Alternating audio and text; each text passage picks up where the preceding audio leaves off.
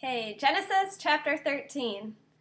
Abram went up from Egypt, he, his wife, and everything he had, and Lot with him, into the Negev. Abram became wealthy with much cattle, silver, and gold. As he went out on his travels from the Negev, he came to Bet-el, to the place where his tent had been at the beginning, between Bet-el and Ai, where he had first built the altar, and there Abram called on the name of Adonai.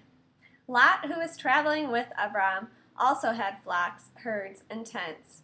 But the land could not support their living together, because their possessions were too great for them to remain together.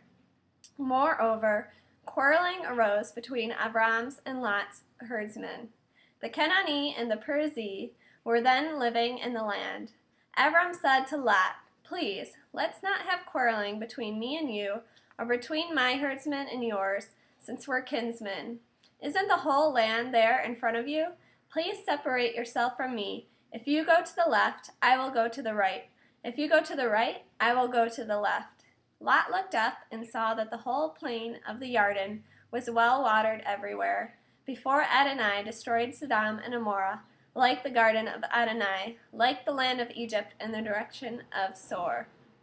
So Lot chose all the plain of the Yarden for himself, and Lot traveled eastward. Thus they separated themselves from each other. Abram lived in the land of Canaan, and Lot lived in the cities of the plain, setting up his tent near Sodom. Now the men of Sodom were evil, committing great sins against Adonai.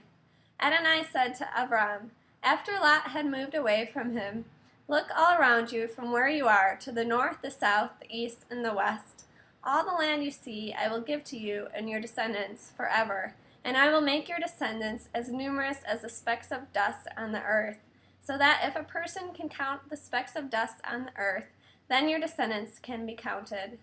Get up and walk through the length and breadth of the land, because I will give it to you."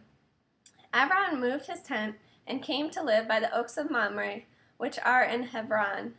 Then he built an altar to Adonai.